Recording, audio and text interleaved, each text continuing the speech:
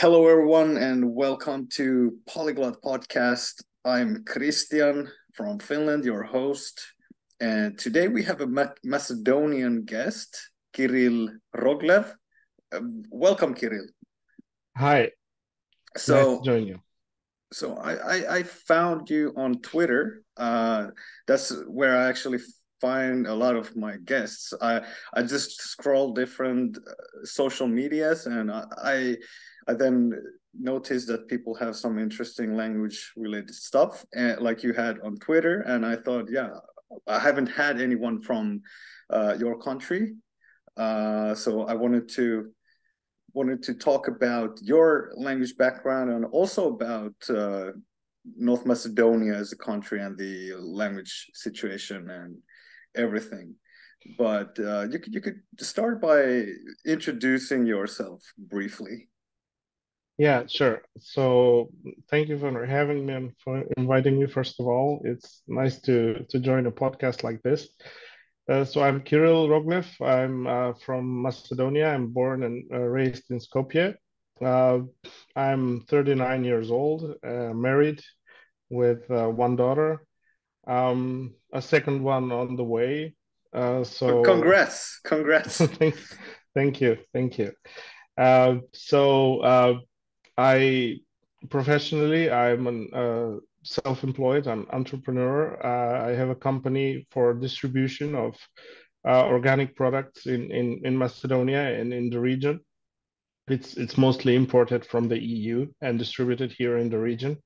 And of course, my hobby is my passion is learning foreign languages, which is kind of the thing I love to do. It relaxes me even after a busy work day.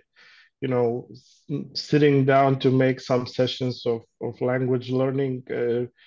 Quite on the contrary of what many might think, it's relaxing and not tiring. Yeah, I It agree. Yeah. depends. I guess it depends on the type of the person. Not everyone can understand it. Um, but yeah, I speak, of course, my native Macedonian language, and then, of course, with high proficiency, I also speak Serbian and Croatian, having in mind that they're closely related. They're not identical, but they're closely related. I would say maybe some comparison would be like Spanish and Italian, something like that. So English, obviously, since we have a very early exposure in the language, ever since kindergarten, I think it's the case in most of the world with the English language. Then German with also quite high proficiency because I lived in Germany for 10 years. I studied there. I finished my studies there, and yeah, it was also, a nice life experience, and learning the language has helped me quite a lot, to not only to for the studies, but also to grasp the culture and Yeah, yeah. the way of life and how Germans think and feel and so on. You know, kind of like learning German makes you a little bit German too. Yeah. Uh, and yeah, over there we had we had interesting experience in exchanging uh, languages with uh, you know with a lot of people with a lot of culture. So while on a different level, but with a different method, but maybe we can Yeah. talk later about that. And the languages that I do understand more, and I don't speak them actively. So I have higher passive knowledge than active are Italian and French. So I Yeah. learn a lot more, but it's like more, for fun. Some of them I pick one to take seriously and to learn better and much more intensively, but the others, while I'm learning, are for fun, of course. Yeah. Yeah. Yeah. there's a lot to what to ask you now after you told all this. First of all, I would want to ask. So your surname Roglev is Rog. Is it like in Russian, like horn? Is Yeah, it's the same root? exactly. It's Rog, and Lev is left. Oh, left. Yes. Okay. Levo Desno. It's Ah, left and levo right. desno. Okay, okay. So, Yeah.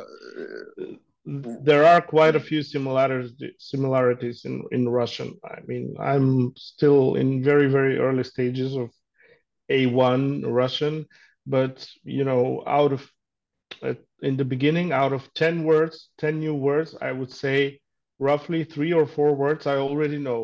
I mean, I yeah, didn't know that they were exactly the same in Russian, but when I see them, I understand because it's the same meaning in Macedonian as well. yeah. So it helps a lot. Yeah, yeah. My wife is a Russian-speaking Ukrainian from Odessa, so I Nice. and I speak Russian, not super fluently, but like enough to have conversations. And we were also talking with my wife that I'm going to have this conversation with you, and we were thinking about like the etymologies. And actually her Mm. brother's name is also Kirill. And Yeah. I don't know if you know, but in Ukraine they have usually the Ukrainian and Russian version of names. So it's Kirill in Russian and Gurulo. I don't know how to pronounce it in Ukrainian, but it's written like Gurulo.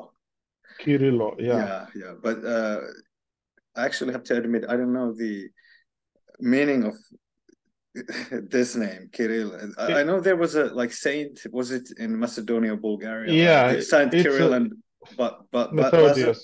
Methodius. Yeah. Methodius. Yeah. It's actually it's a Greek church name. Kyrillos. Yeah. Kyrillos Methodios.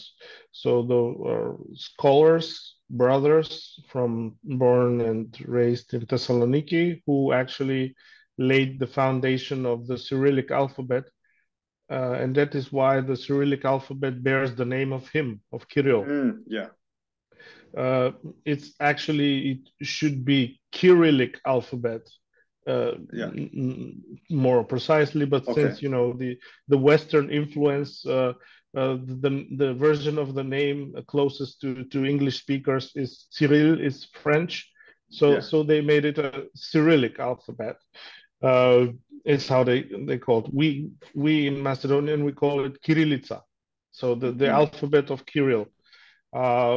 So they actually laid the foundation. So as far as I know, it's a Greek church name. And Oh, okay. here we have a holiday on the 24th of May. And it's even a national holiday. It's a bank holiday, non-working day. Yeah. So it's kind of a big thing here in Macedonia. We celebrate our name days almost as much as birthdays, sometimes even more. Oh, okay. Okay. Well, name days Yeah. are also celebrated in Finland. Not celebrated, but it's everyone knows their name day. I actually always Mm, forget some, like my mom or someone like congratulates, and I'm like, oh, was it my name day? But in Finland, it has a bit more importance compared to like with the US or some other yeah, countries, but exactly. it's not that big as probably in Macedonia. Yeah. So you have a like party and everything, or Yes, I yeah, do. I do. We yeah, did it back. We have like a family tradition. My father did it for my grandfather because his name was also Kirill. We have this tradition as well that not always now with the younger generation, it kind of fades out. But a lot of children have the names of their grandparents from the father side. oh, It's like okay, so you that's know common. yeah, it's common. Me and my grandfather, we have exact the same documents with the exact the same name. Yeah, My yeah. my my grandfather was I while I was living in Germany. It's a funny story. He even got a invitation to join the military. Oh, okay, yeah, because they mixed them up He, with you. Yeah. yeah, and he said, "Okay, my boy, I did my time like 60 years ago." Yeah. Okay, but it's funny, they meant me, and the documents Yeah. went to him, and sometimes even with I still get bills on his name where he lives, whether it's for power or for water supply. Yeah. It's kind of difficult to differentiate because we don't have these middle names that the Russians do, where it's stressed out which Kirill Which, of yeah, both. yeah, yeah. We don't have that, so we only have the first and the second name, and we're both Kirill Roglev identically. So if you don't compare the Mm. birthday, you could easily confuse the two. Did you have it before in Macedonia? Did you have it like 100 or 200 years ago? Did you lose it, or you just never had that the like father's name? For example, my son also has it because my wife is like Slavic, so in in Mm, in my son's Ukrainian documents, it's going to be like Kristianovich, but not in yeah, the yeah, in, yeah. not in the Finnish passport. So do you know, was it in use in the present Balkan countries at all, like ever? As far as I know, not. I have seen some birth certificates from my grandfather dating 1926, and they don't have anything like that. They have Okay. it in official birth certificates, uh, and even in official documents. Even today, we write first name, father's name, second name, but the Mm, father's name is merely procedure. yeah. You don't bear it as a part of your own name. It's just for the documents. So I'm not Georgievich because my father is Georgi. I could never say that. And my grandfather, as I've seen his birth certificate, he was also not having this middle name. So I guess as far as my knowledge goes with these documents here in the Balkan region, the southern Slavic countries kind of lost it. Maybe they Yeah. had it like 300-400 years ago, but it was lost long time ago. Maybe through the Greek influence, because Greeks were here culturally, Yeah, yeah, yeah, yeah. the greater power, and they don't have it, so Yeah. it was kind of lost. Yeah, yeah, yeah. So where were you born In in Skopje, Macedonia? In Skopje. Okay. yeah, And the capital. and you're now in Skopje as well. Yes, yes, Okay. exactly. Yeah. I've visited Skopje. It's really Yeah, beautiful. A lot of statues. yes, It's yes, I that you can say. I actually hadn't heard the stereotype, or because now afterwards I've seen all the posts that the Skopje, that everyone knows Skopje has like million statues, but I didn't know it. I was just walking there and I was like, this is unusual. Like there Yes, are statues everywhere, but it's a yeah. really beautiful city. I was there. It was November, yeah, November 2021. I was staying Mhm. only a few days there because I went to Ohrid where I stayed the whole month. Ah, nice. Yeah, Ohrid is beautiful. yeah, yeah, it is. So your both parents and grandparents families, they are like from Skopje, or do you have family all over the country? Well, yeah, my parents are both born in Skopje, and my grandparents are not. They're from all over the country, like from southern and the eastern part. And my origin of my father's side is also dating goes it goes down even to Greece.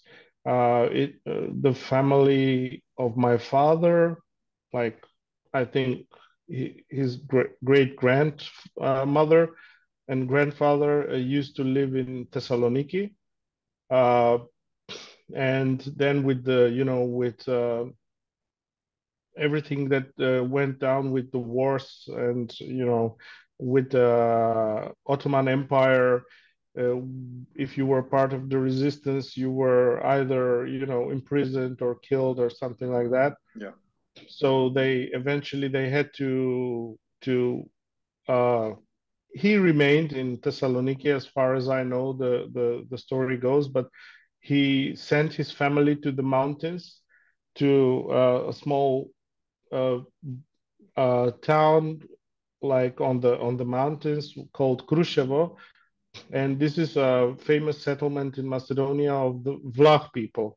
Hmm. Yeah, the Vlachs, who are actually speaking a language. I don't know it. I don't speak it. I should, because it's as Yeah. as aspiring polyglot to Yeah. to speak the language of your forebears. Yeah. It's a must, kind of. So it's a very similar language to the Romanian, uh, because the Vlachs are also called Arumuni.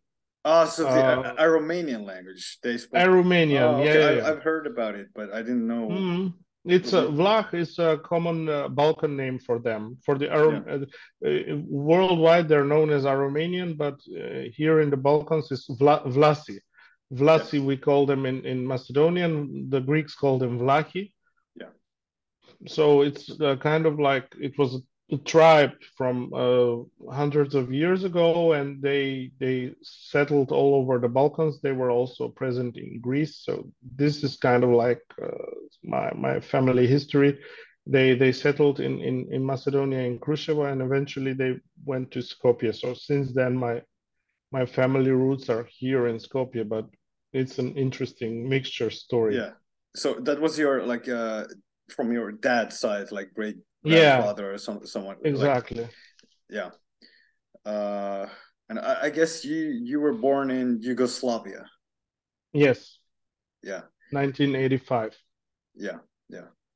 Uh, and probably your great grandparents or great great grandparents in like the Ottoman Empire, Yes, yes, yes. because the Balkan area they became Yugoslavia. Was it like 1910s when all the countries there, Um, like we the had Balkan still Wars? the last Balkan War was in 1913 still. So after the Balkan Wars and after the First World War, it was more the foundation of the Yugoslavian kingdom. Before it was kingdom of the Croats, Serbs, and Slovenes. It was basically the same, but it was just called differently. And afterwards, with the Macedonian territory and Bosnia, how we knew more or less Yugoslavia until 1991. Yeah. Uh, what languages do your parents and grandparents speak? Because if they lived during the Yugoslav era, I guess how was it in Skopje at that time? Was it just Macedonian or also like Serbo-Croat and other languages? Yeah, well, everybody spoke Serbo-Croatian. It's a language that was official. It was language that was, learned in school, the official language. Where if you were a government employee, you always spoke Serbo-Croatian. In the parliament, you also spoke this in city council and everywhere. It was like the Russian language of the UdSSR. Yeah, That's how you could compare it. And Macedonian was like a recognized language. This Macedonian and Slovenian were the two other languages that were official besides Serbo-Croatian, which was the first one. yeah, yeah, yeah. Um, Yes. So I'm not sure if Albanian was really recognized or had some status, but it definitely didn't have the status that Macedonian and Slovenian had. Maybe to some extent, some small recognition, but far away from that what the others had. Yeah. So yeah, basically, uh, all the languages that we know today, they once were called Serbo-Croatian. I mean, besides, of course, Slovenia and Yeah. Macedonia. So, I mean, Croatian, Serbian, Bosnian, and Montenegrinian.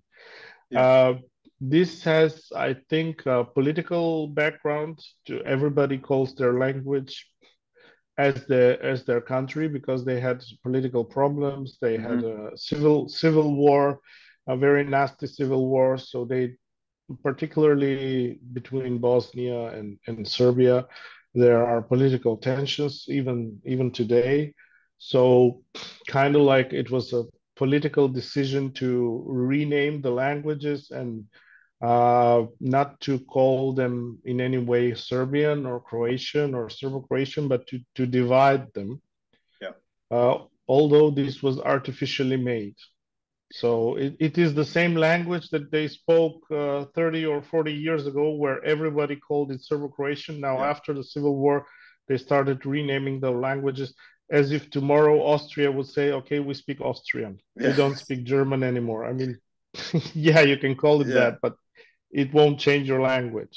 Yeah. I heard also. I I'm not sure, but I remember that. Was it Croatian like renamed all the days of the week, or changes like that have happened? Yeah. Croatians did that. Although to be fair, to some extent, they had, also reasons and right to do so because they were using old Slavic names, Church Slavonic, for example, for the months of the year. Yeah. They use Church Slavonic names. Okay. So we every country has those same names of the months. Every Slavic country, I mean, but they are only used in the church. And now they kind of took them and introduced them in their official language, in their official Croatian language. And yes, there is the statement that they did this on purpose to reform the language to make it as different as possible from Serbian, as different as possible from this Serbo-Croatian.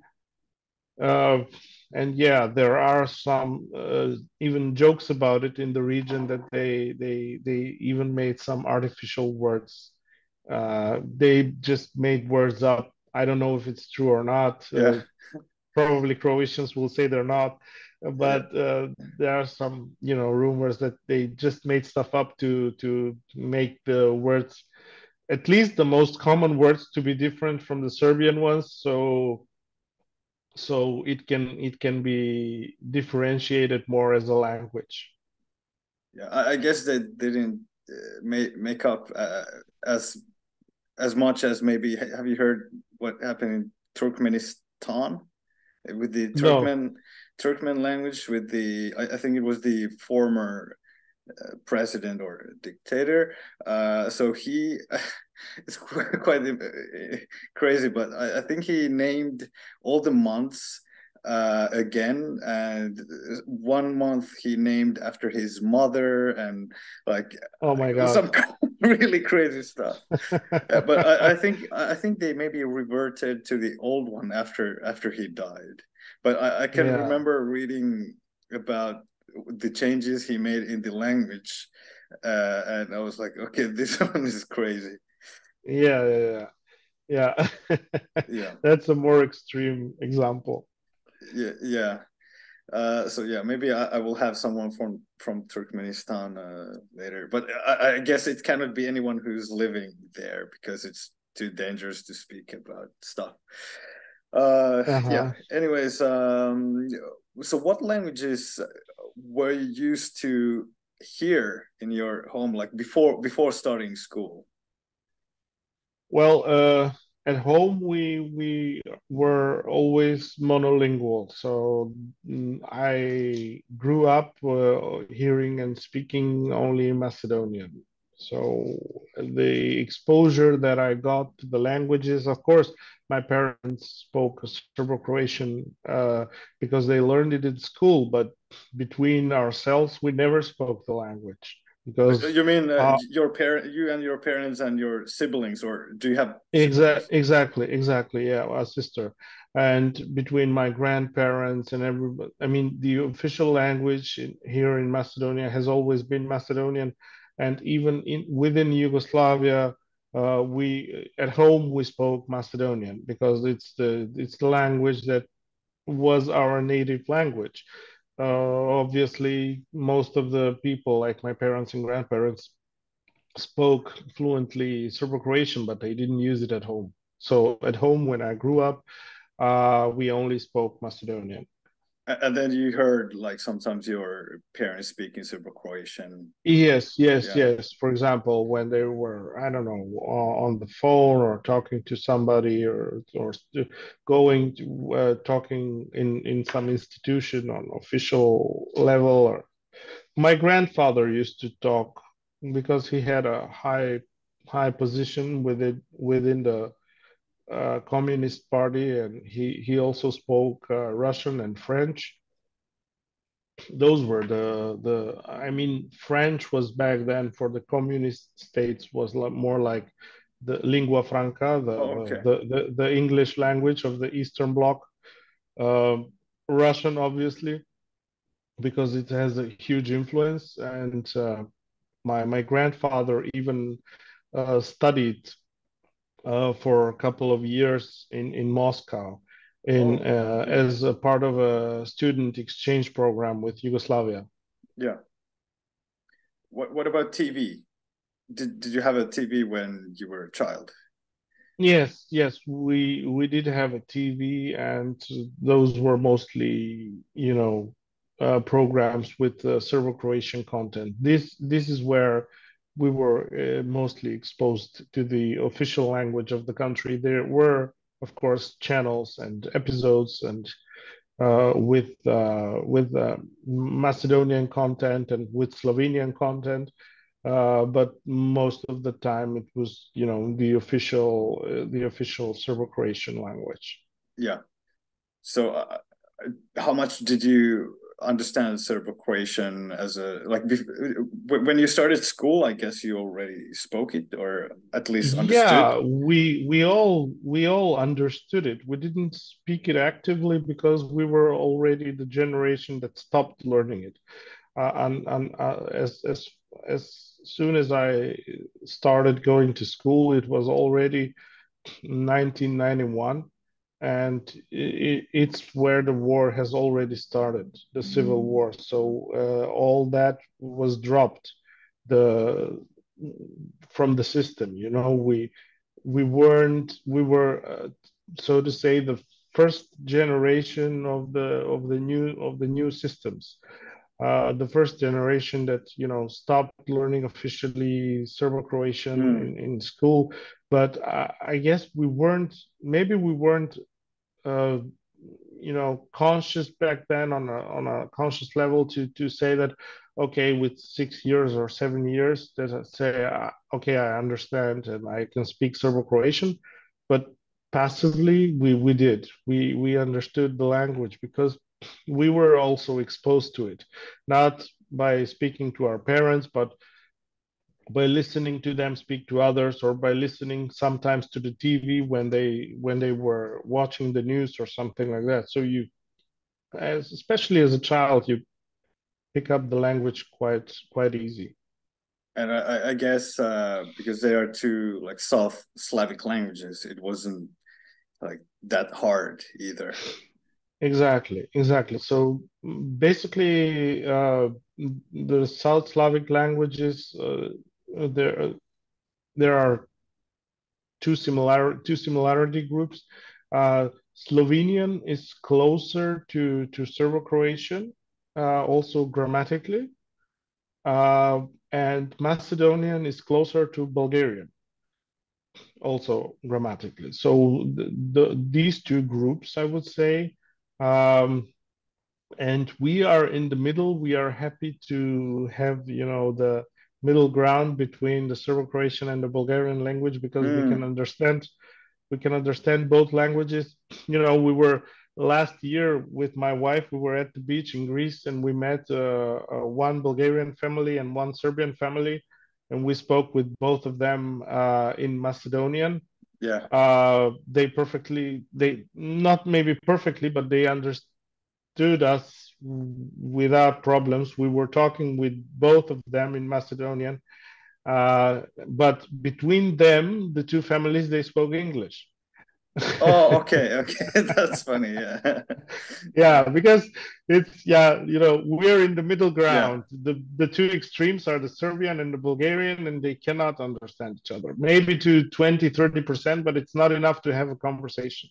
yeah, But Macedonian is somewhere in the middle where with a little bit of effort you can understand it, even though if you're doesn't matter if you're Bulgarian or a Serbian. So it was kind of like funny, and people were like around us. They were like, "What is going on here?"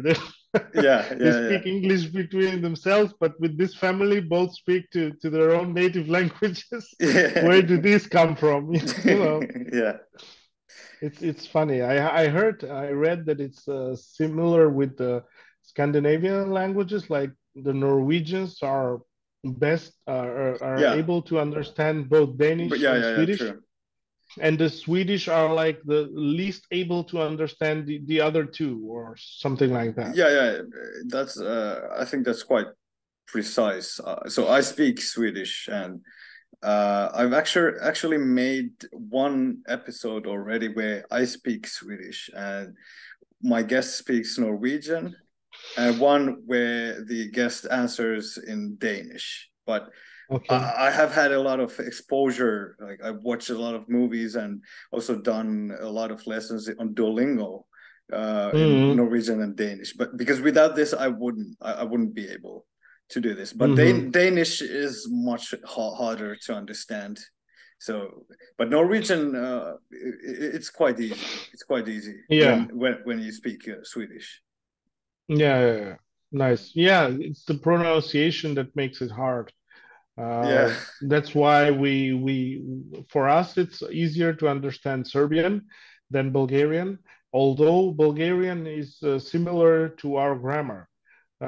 So Macedonian and Serbian have completely different grammar, but the pronunciation is quite similar. mm, It's not identical, but it's closer to ours. And the Bulgarian pronunciation is for our country is quite distant, yeah, and it's the pronunciation that makes it harder to understand the language because if you are not used to it, if you haven't had enough exposure to the language, you're kind of having problems to differentiate where one word ends and another one stops, where and another one begins. yeah, So you know, it's quite difficult to understand it. yeah. So Macedonian and Bulgarian are the only Slavic languages that don't have cases, right? And the Exactly. Serbo-Croatian has seven, like Russian. Seven. Yeah, Yeah, and yeah. like almost all the Slavic Yeah, languages. like Polish as well, if I'm not mistaken. Yeah. Yeah, yeah. Uh, Now I think it's a good time to have this section where you could teach a bit Macedonian. I can actually first tell something I remember because during my month in Ohrid, I was using one website from Goethe Verlag. It was like 50 languages. I went. They have like Okay. 100 different lessons and 16 sentences in each lesson. I just went through them, and I wasn't actively like trying to master Macedonian, but I just wanted to like practice as much as I could daily in this website, so like half an hour every day. Um, so let's see what I remember first, then you could like teach a few things. So Sure. I think especially when I went to the shops, I was practicing how to say hello and thank you. So was it z Zdrave? Is it Bulgarian or Macedonian? Yeah, it's Bulgarian. Okay, Zdravete, also Bulgarian. Also, it's like a polite form. In Macedonian is Oh, okay. zdravo, zdravo. Zdravo. Yeah. Yeah. Zdravete was Bulgarian. Yeah, zdravei Okay. and zdravete is both Bulgarian. It's like a colloquial form and, polite form. It must it was Zdravo, and what was the polite In one? Macedonian, is only zdravo, Okay. because it's like hello. You don't have a polite Yeah, form. yeah, yeah. uh, Whether you're talking to an elderly person or a friend, you can say zdravo. I mean, if you feel close to them. If you're not sure about what to say, you can always say good afternoon, like good day, like dobar den. Dob, dobar den, Dobar den. dobar den. Yeah, in Bulgarian it was like dobr, dan Yeah, or they den. have Yeah, this dobar den. Yeah, they yeah, have yeah, this letter that we don't. yeah, yeah. Uh, dobar den, dobar večer, or was it a different? Dobra večer. Dobra večer. Yeah, it's feminine. Ah, Večer is female, so dobra večer. oh, okay, because in Russian it's masculine. So Yeah, these uh, these similarities can often be helpful, but yeah, sometimes can be yeah, very confusing. yeah, yeah. Is it utro, dobar, Utro, utro, dobro utro. dobro utro? Okay. Utro is neutrum. Yeah, I think it's in Russian as well. Yeah, Dobro utro. Dobro dobro. utro, dobar den, dobro večer. So each of them is different gender. Yeah, yeah, yeah. Officially, it's dobra večer. It's like a good evening. Yeah. But Macedonians say dobro večer. So it can be confusing for a learner because we use a neutrum form for a Yeah. feminine word. Why? Bec- I don't know. To be honest, I have no idea. But it's just how Yeah. people speak. You can be, how wait, is the book has the book some mistakes, Yeah. or did I Okay. learn it for? But yeah, sometimes these colloquial phrases, it's difficult to grasp the Yeah. meaning and the why is it like it. Yeah. Night is also notch or something like that. Or Noć, notch. k, Notch. not k. Yeah, k, Notch. like KJ, k. You Yeah. you make it, you make your mouth like you want to say K, Yeah. and you just blow air out of it. K. Ksh. Yeah, K. Ah, okay. Notch. Nok, nok, Notch. Notch. nok. Yeah, Okay. Okay. yeah. It's kind of like one of the specific, vowels, the consonants that other Slavic languages don't have. So it's even hard for some Slavic people to pronounce it as well. So Yeah. And I am is like Yasum. So Yasum, Yasum Christian. How would I say my name is? Im, Ime? uh, No, something. Ime is name, Yeah. but we don't use Okay. that form. We say Yasevikam. I call Yasevikam. I call yeah, Ah, I call okay. myself. Okay, this logic. Yeah, yeah. I call Yasevika. myself Okay, Yasevi Yasevikam. Vikam. Okay, yeah. First person. Yeah, Yeah, Yasevikam Christian. Yasevikam Christian. Okay. Is it? Or where if you already speak about yourself, uh, you say, for example, the only the in the first sentence you use me, I, yes, like I am Christian or whatever, and then after, if you tell more details about yourself, you drop the yes, because it will not sound so natural. You, Okay. you already said that you talk about yourself. Yeah. So then if you say I'm Finnish and I have, I don't know, 25 years, you say od Finska sum, you don't Okay, the use the personal jas pronoun. anymore. Okay, okay. Yeah, Od finska you sum. just, yeah, I'm from Finland. Imam 25 godini. Yeah, I I'm have like 25 years imam. old. Yeah, I have yeah. 25 years. Okay, It's literally okay. translated, yeah. So Imam treiset, treiset, Trieset, trieset, tri. Is it trieset, Trieset i tri, trieset, Trieset i tri trieset itri let godini, godini, godini, godini. Okay. godini, da. Yeah. Let, leto in Macedonian is summer. Oh yeah, Leta in Russian too, but they have like you maybe know with years if Yeah, Goda Let like Gada, yeah, yeah, yeah, yeah. yeah, Like they say, I have 33 summers. yeah, yeah. It makes sense, you know. Summer is only once per year. I hadn't actually thought about it that it's from there. I'm Yeah, I assume it's from yeah, there. It's, you yeah, know, it's my personal assumption, but I have no idea.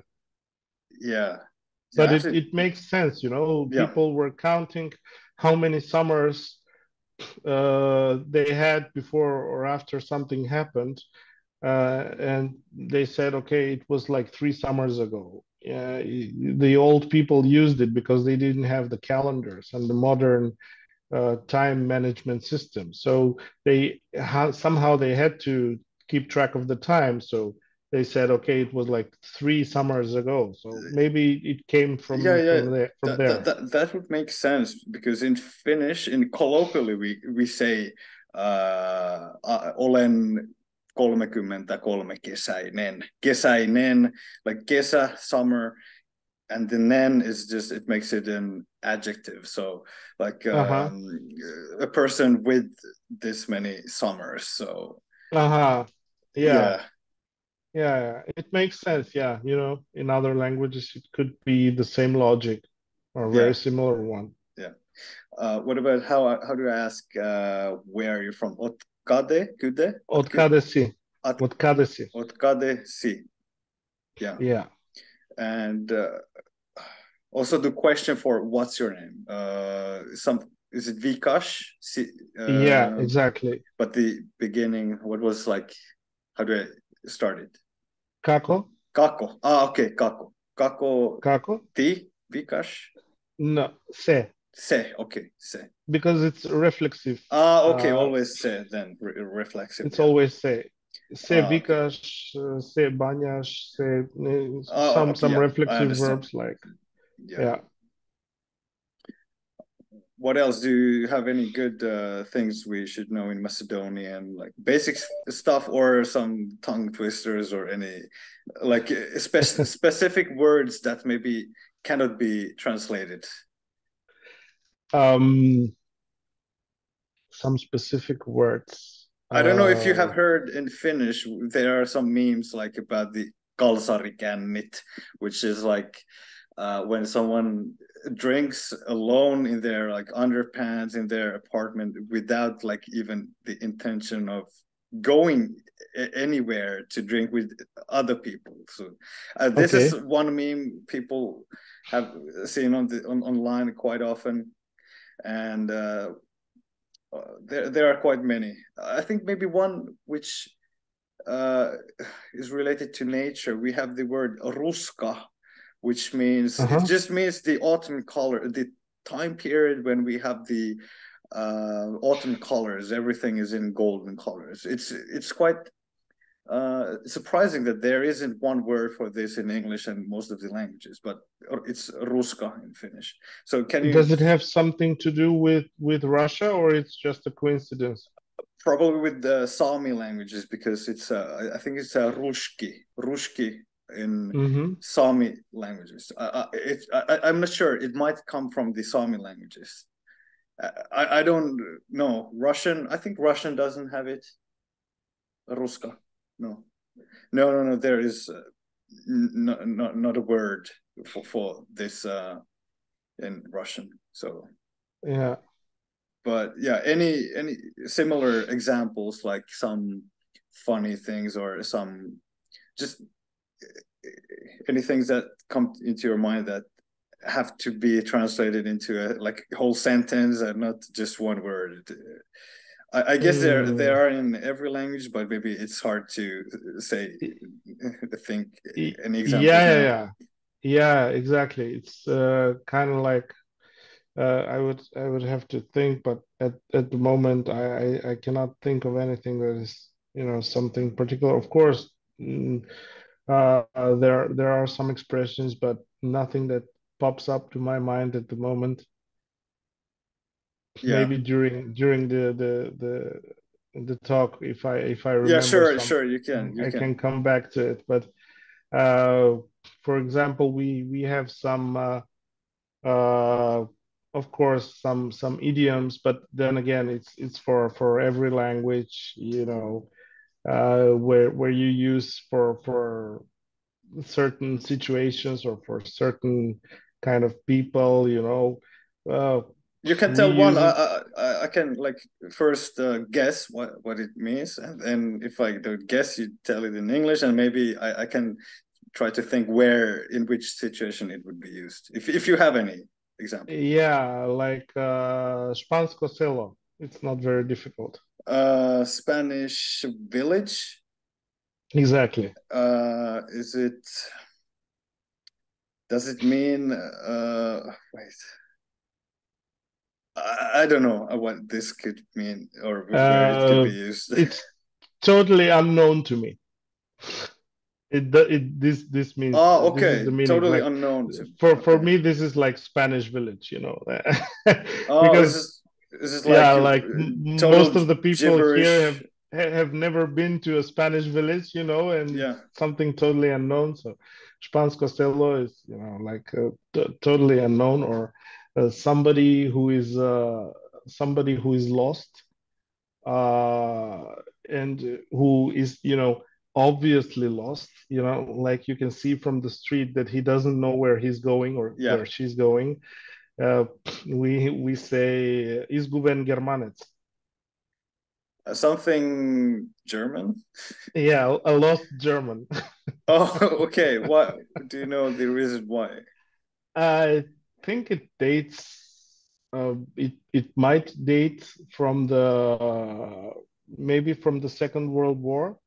I think it's post war expression where like the you know the Axis powers when they were here and they were in Yeah. the regions and they were, you know, fighting with the partisans in unknown regions and mountains and Yeah.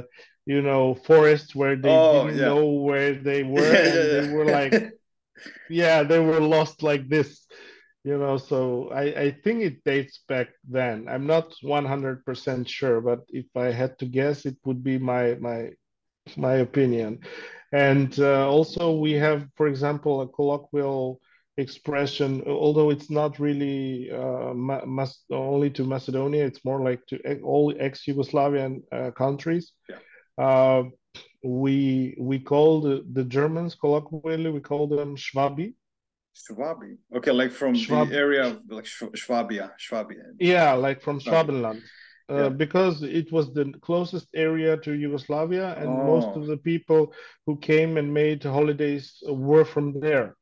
So you know, we called them all like them. You know, it didn't matter if you yeah. came from Berlin or from Hamburg; they were all Schwabi for us. In okay, is it colloquially? What's the official name in Macedonia for? Germans. Okay, okay. We are one of the only Slavic languages. Uh, I think the only Slavic language that doesn't call them Nemci or in any way like that. Yeah, I guess you know already where that comes from. Yeah, it's like land of the mute people. something like that. Yeah. Like it meant mute. I think it was during Mute, like two. because they were the only ones who had contact with the Slavs who couldn't speak the Slavic language. Uh, Or I, I saw a documentary where it was mentioned. I think it was like 200 or 300 years ago. There were a lot of Mhm. German merchants in, I think maybe Saint Petersburg or Yeah, Moscow or maybe around Russia, the Russian Empire, and they couldn't like speak Russian. And from that, I think it was then when they were starting to call the Germans Niemoy. I think mute is Niemoy. They're like mute yeah, people. yeah, yeah. Yeah, We say Nemi, Nemi for, like, mute. Nemoy in Yeah. Russian is Nemi in Macedonian. It's Okay. like people who cannot speak, like mute people. And yeah, it makes sense. The Well, if you take into account that the Slavic people, the Slovenian tribes, Slovene tribes were also called, etymologically, I think from it comes from the Slovo, from letter, that people who can speak, who can understand each other, who, the Nemti and is like the total opposite of it. Like, Yeah. people who can understand each other are Yeah. Slavs, and Yeah. people who cannot understand us, they're all Germans. Yeah. Uh, did you know in Finnish, Germany is Saksa? Saksa, yeah, I know it. I knew it in Estonian. It was Saksamaa or something like Saksamaa. that. Yeah. Ma is land. Also in Finnish, it means land, but Hmm. in Estonian, sometimes the names of the countries include the word ma. But Yeah, yeah, I knew it because of for you, it's like a Saxonian, or land of the Saxons, because yeah, probably it's like vice versa with our logic with the Schwabs. You were closer to them, and the yeah, exposure you got to the part of the German people that were there, they just called the whole land like that. yeah. Yeah. I know that Norwegians, I think, or Danes call it Tyskland, Yeah, something like that. Tyskland. Yes. Maybe Swedes even, In or Swedish, it's Tyskland. Yeah, Tyskland. Yeah. yeah. Where does it come from? I don't actually remember It's it because it, Tysk. I but don't. Tysk doesn't really mean anything. Probably some I don't know if German tribe name. it might mean something, but it has to be a really rare word because Yeah, I or maybe cannot. or archaic, or very old Scandinavian word. Yeah. Hmm, Yeah. I see. So in your school time, can you first tell what's the structure of like the school system in Macedonia, like until the university, like what from the time when you go to school and all the different levels, like how is the school system, and also can you also tell in which time period you started foreign languages Yeah. in school? Yeah. Well, the system is that we go first. You go as a child in very early stages in kindergarten. Um, it's not mandatory. You can send your child to kindergarten, but you don't have to. It usually starts around 1 year or 2 years, where children start to go in kindergarten. Um, then we had before, now it's gone. With the old system, we had something that was called Zabaviste. uh, Zabaviste comes from a word, zabava, that means to have fun, like party. Oh, okay. Yeah.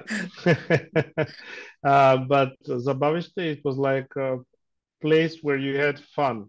So this was the last year of kindergarten before you started going to school. Before Yeah.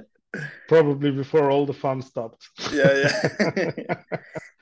So yeah, Zabaviste, it was like around five, between 5 and 6, and then with 6 you started going to ground school, and we had 8 years of ground school, then 4 years of middle school, and then with 18, normally you were already finished, and middle school and ground school were and are still, of course, mandatory. You have to go.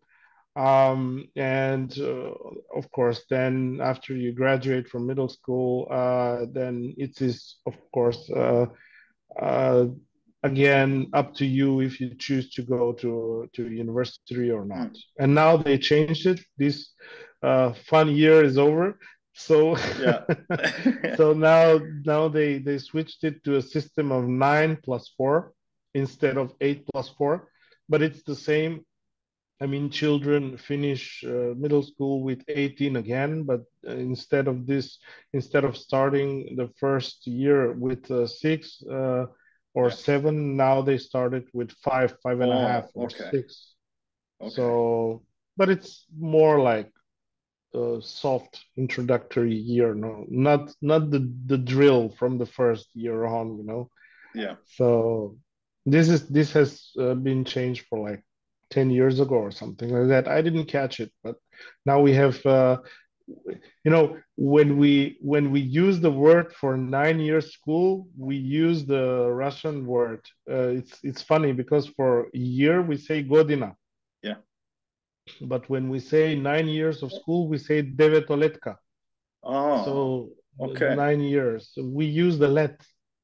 Wow. Okay. That's interesting. Yeah, it's interesting. Yeah, yeah. So we never say Deveto Godina. We say Deveto Letka. It's like Only when talking nine about nine. school. Yeah, and Mm, before we called it Osmoletka. It was 8 years. No. yeah. Yeah, only when talking about school. It's very Okay. specific, you know. Most Macedonians aren't even aware where it comes from. If you ask them why do you call it Letka, Yeah. probably a lot of them won't even have an idea where it Okay. comes from. They Yeah. just know it. Yeah. Yeah. And in your school time, when did you have like the chance of studying other language? And was your education in Macedonia because the Yeah, yeah, yeah. Yugoslavia started It like was in crumbling? So exactly. So when I started in school, it was Macedonian. It started already being Macedonian only. So yeah, just a second, something interrupted. Can you see me? yeah, I can see you. Yeah. Okay, something interrupted here.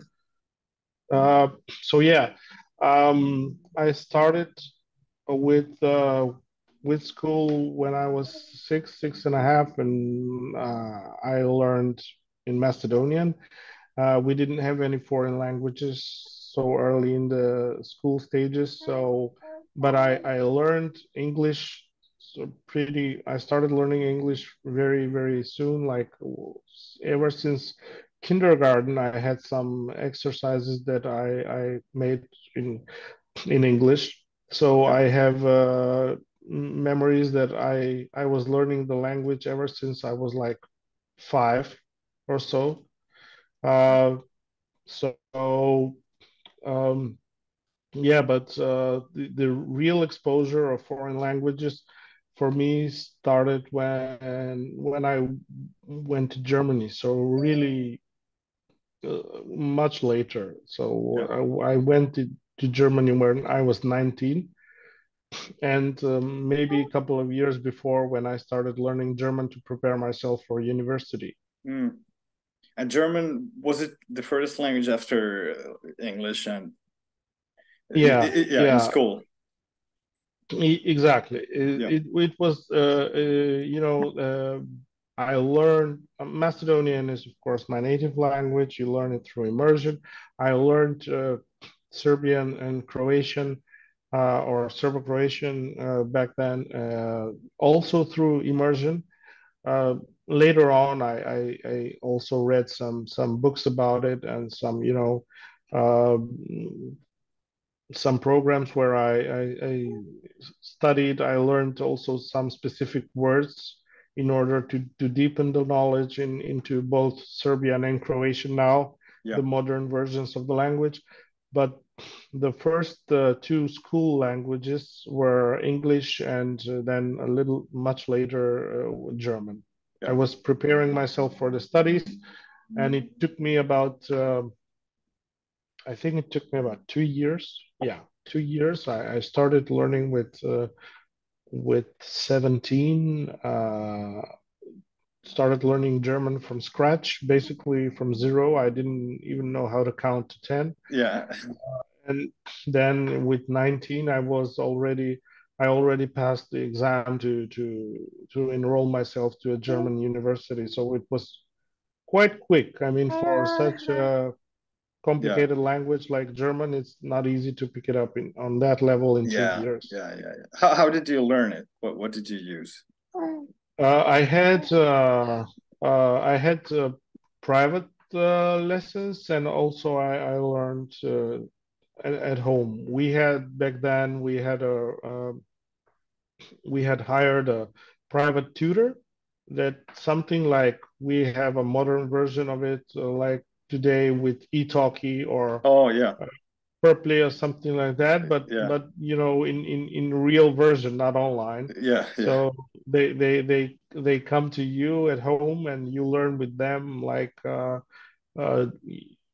maybe double lessons of block lessons of 2 times 45 minutes, so 1.5 hour each. So two to three times per week. So it was quite intense. But it had to be because I wanted to learn the language quickly and I wanted to learn the language on a high level so I can study there. So it What? was Yeah. Why did actually you the want to?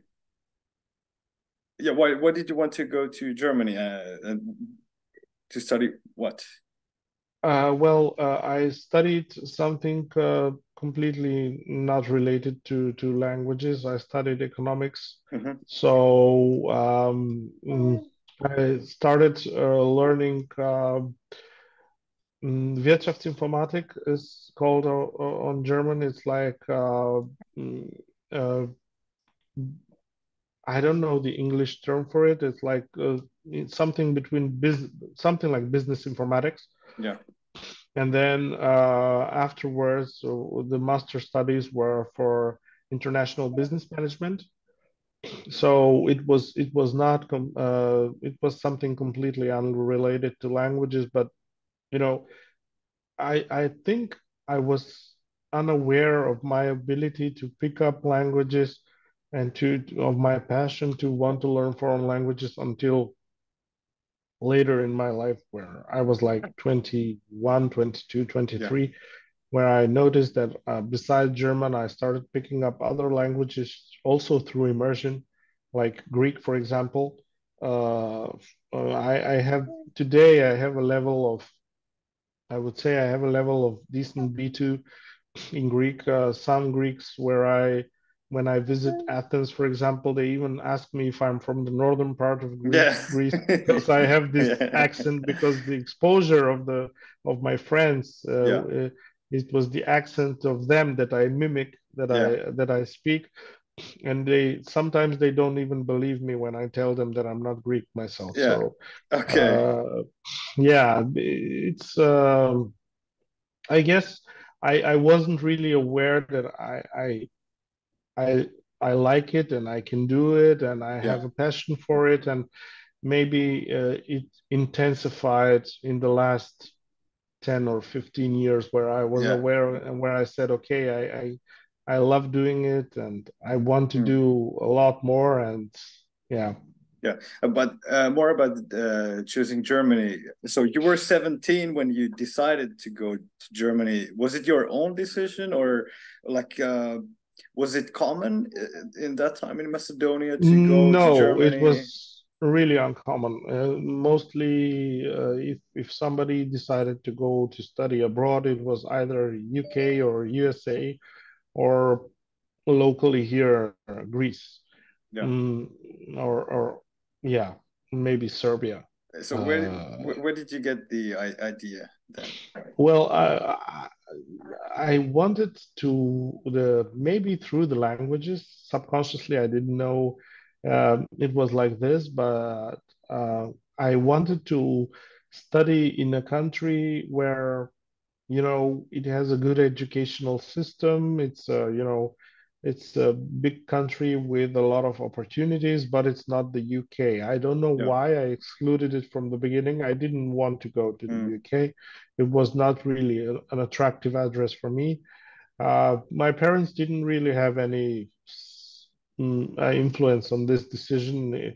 I don't know why I didn't choose countries like maybe Spain or France, maybe Germany, because I thought they had the perfect mixture of learning a different language, which is not English, and having a good system and good educational system and everything in place.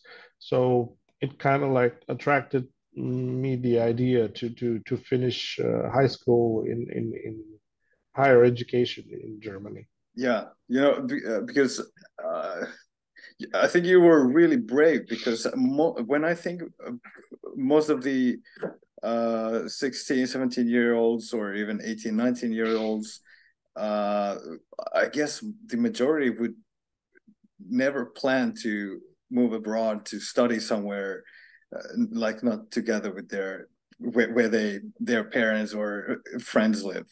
So that's quite Yeah, unusual for such a young person to decide, okay, in 2 years I'm going to move to Germany from Macedonia. It's yeah, it's really uncommon. It's still, I mean, today with modern times and everything that has changed, and with all the technology and the possibility to talk like this, you sitting in Finland, me sitting in Macedonia, yeah. it's much easier. But back then, it was really difficult. So I guess, yeah, kind of like it was to some extent a brave decision to say, okay, I'm leaving everyone behind. I'm moving with 19 alone to a country that I have no idea what's going Yeah. on. Just some idea that what it might be like, but I've never been there.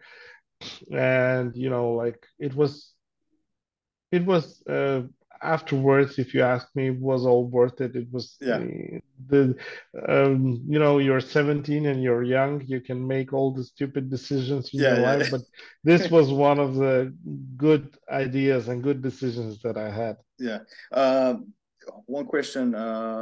Do you know the average age in Macedonia when people leave their home? I guess you have also seen somewhere the charts where you see that Yeah, some, especially in Southern Europe, some countries it's like 34, yeah, and here in Northern Europe it's like Finland and closer to 20. Denmark. I think Finland and Denmark have like the average age of, I think it's 19. I was 19 when I moved away. Nice, So nice.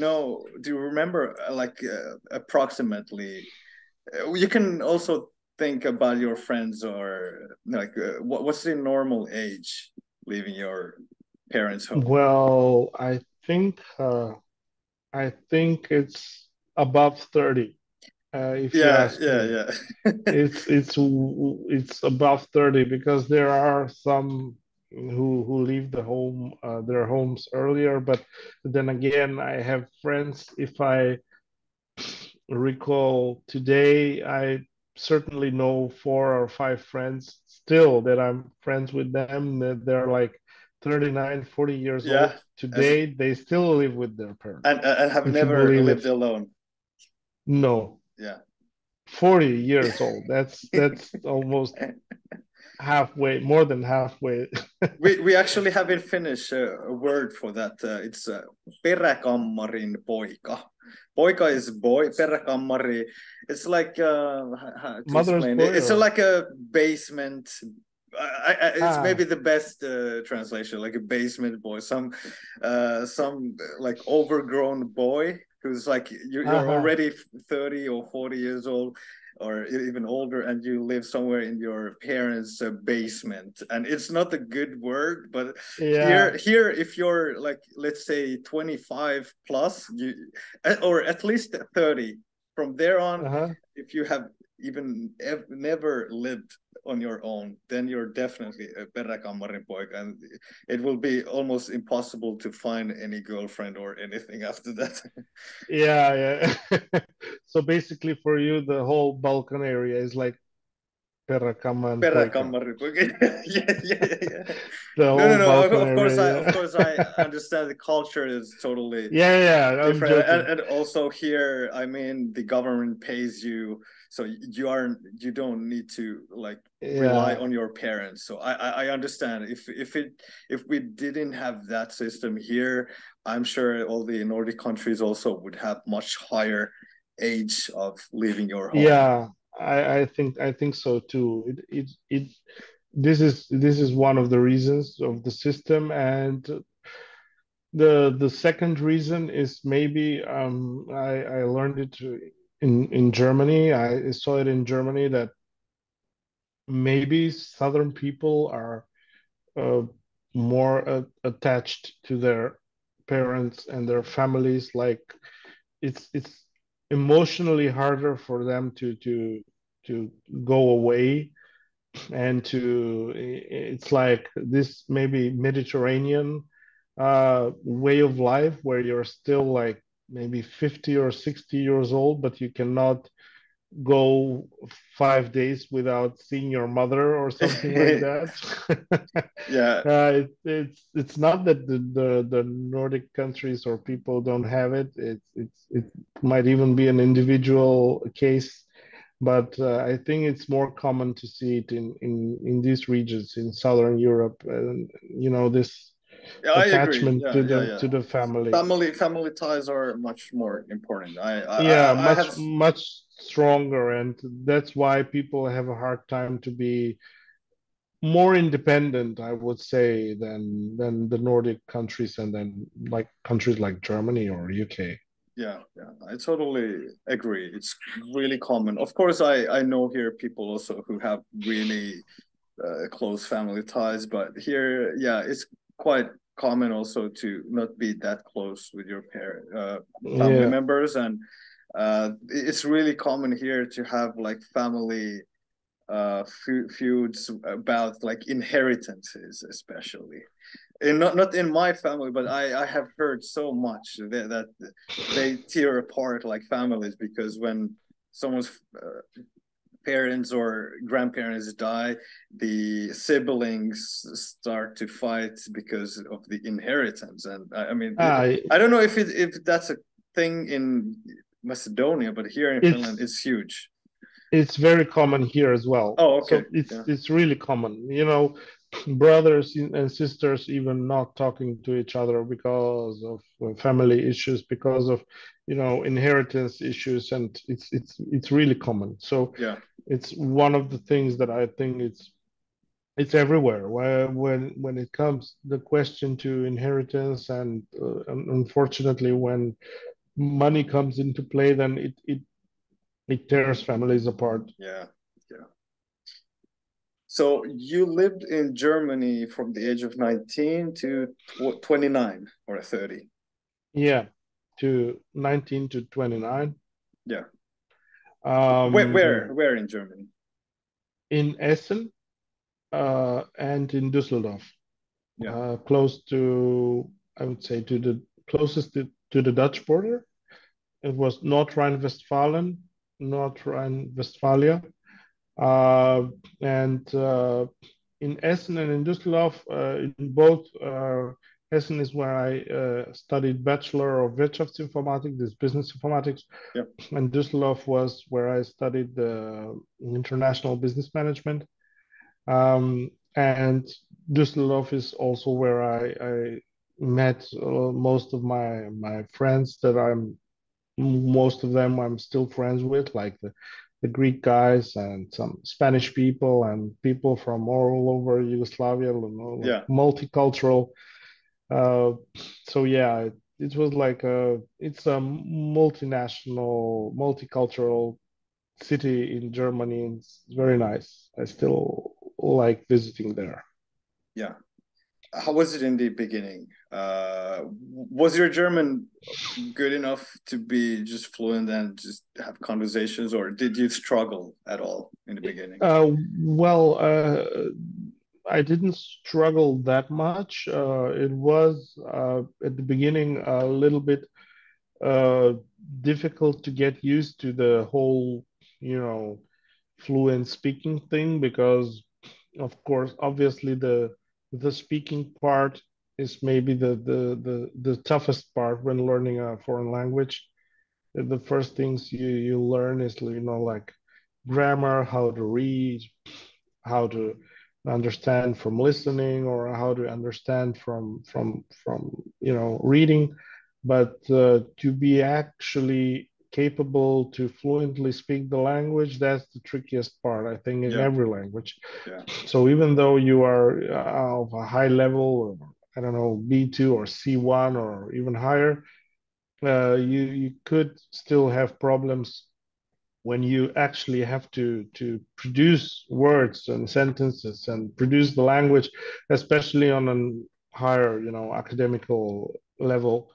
But I think my friends, my colleagues from the German uni helped me a lot because they knew that I come from Macedonia, that I learned the language in just 2 years. So yeah, they kind of like they helped me a lot in moving past the barrier of not feeling comfortable to speak the language, or thinking that you're sometimes producing gibberish yeah, or whatever. But you know, uh, I think I it's important for me personally that as a character, I am not really afraid of speaking a language. A lot of people have that. They have this. My wife has it, for example. She's afraid of speaking English because she would make mistakes.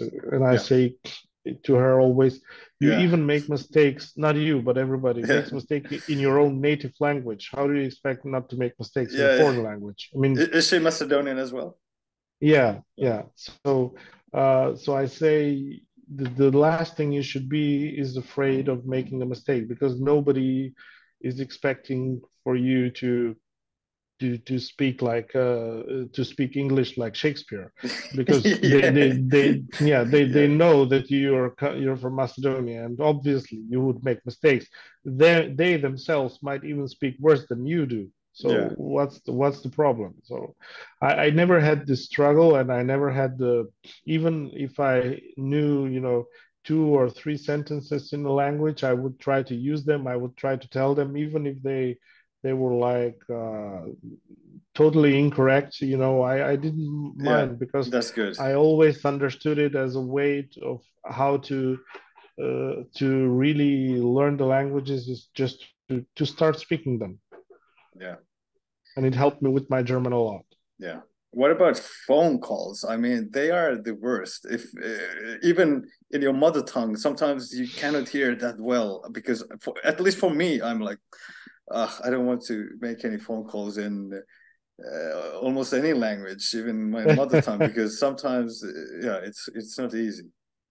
Yeah, it's not. It really depends on the person and how they speak, and the way they're pronouncing things. And you know, sometimes you can really struggle even with your native language, if the person on the other side is you know, is talking too quick, or you know, having some problems with speaking, like, you know, I don't know if you have it often in Germany. I haven't seen it so often, maybe because the system has a lot of early detection mechanisms for people with pronunciation Mm, problems, yeah, like, you know, not being able to tell to tell the hard R, like the Spanish R. We have R.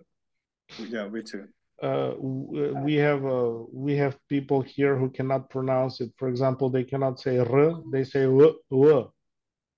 Hmm. So if if you have this kind of problem, then it's even harder to be understood, because Yeah. it's not common for those letters to be left out in a word, and somebody who doesn't know you can have a hard time to understand you. So yeah, phone calls can be really tough.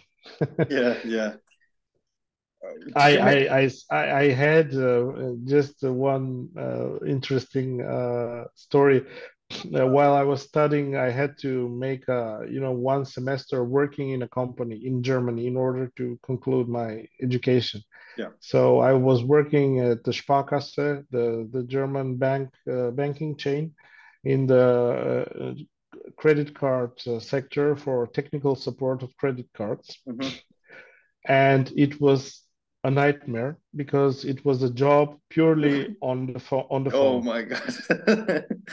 And it was a job purely on the phone to make the thing even worse for the whole German territory. Yeah. So when Oh, I all the had a dialects. Yeah. oh my God, when I had a grandmother from a Bavarian mountain village, I didn't understand a word, and I was feeling so ashamed because I kind of felt like it is my job to help her out, and I'm a Yeah. student and I learned the language, and I Yeah. still cannot understand a word of what she's saying. I don't even know if she's speaking German. You know, I was like, okay, I have to tell her the truth that I don't understand. And some of them would get mad and would Yeah. get offended Oh. because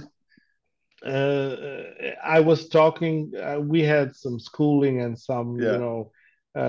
education there. And according to the instructions they gave us, if they spoke a really hard language, if they spoke a dialect that you could understand easily, you shouldn't tell them anything in order not to provoke any negative reaction. But if they spoke a dialect that you couldn't understand at all, Hmm. like Bavarian, Yeah. uh, then you could politely ask them, können Sie bitte Hochdeutsch sprechen? Yeah. Uh, can you please speak uh, Standard German. standard German? Yeah. And Bavarians don't like this at all. I mean, it's like they have their pride and Yeah. everything. Like people, they see themselves as something different from the other Germans, and they get offended when you ask them to speak standard German, and you don't understand Bavarian because they think that you are just acting like you don't understand them. Yeah. They don't actually believe that you don't really understand them. So Yeah. I sometimes got an earful of things, not very pleasant Bavarian things from Yeah. angry German elderly women. But yeah, it was a funny experience. Not so Yeah. fun at the time, but now when I look back, it was fun. Yeah. Was it easy to make friends in Germany with the Germans? Because here in Finland, and I've heard also the same in Sweden and Norway, that it's really hard for the exchange students or people who move here as expats to like make friends with the locals, because like people are more reserved here.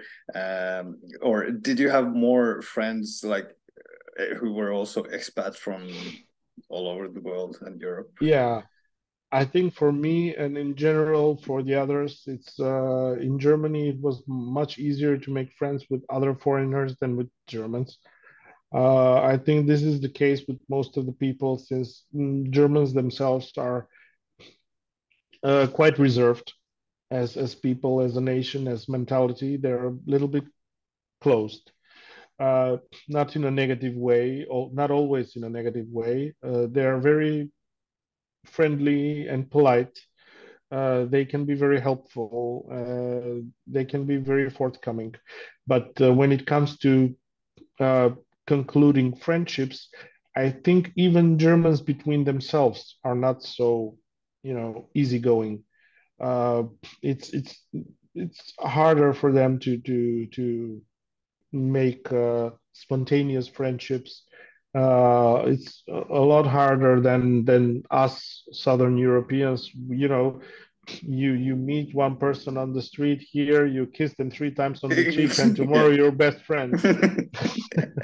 It's another extreme here, but Yeah. I mean, uh, it was also hard for me. I still have some friends that I really appreciate even today, and I have contact with them. They're Germans, and I'm very fond of them because they're really nice people.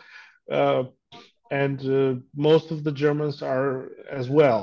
But I think it's a cultural difference that the Germans have this like a guard, not always, as I say, towards foreigners, but also towards other people. You know, they have their circle of friends and family, and they don't actively engage into widening that too much. You know, so most of my acquaintances from back then from Germany are mostly Balkan area, like Greeks, Bulgarians, Serbian, Albanian, Bosnian, Croatian, even Romanian people, but also some other like Turkish, Italian, Spanish. Yeah, so Yeah. multicultural, really. Yeah. As a Macedonian, do you have have you had any situations where there are some people from some countries and they're like, oh, this one is from Macedonia, I'm not going to speak with him? Because here, for example, I have cousins who are half Armenians, and they're through their uncle, I've noticed that like Armenians and Azerbaijanis don't have like good relationships. Even the diaspora, like even Mm, in other countries, like there have been huge clashes between them. And was it that Macedonia and Slovenia like didn't have that much like at all fights during the war? It was mainly yeah, Croatia, Serbia, and yeah. Bosnia. Macedonia and Slovenia were mostly isolated from this. I mean, Slovenia had war, but it lasted like 10 days or 2 weeks. It was really short. So it ended. The big war was among Serbian, Croatian, and Bosnian people. It Yeah, was the bloodiest part. But Macedonians weren't involved in the war at all, not even one single day. yeah.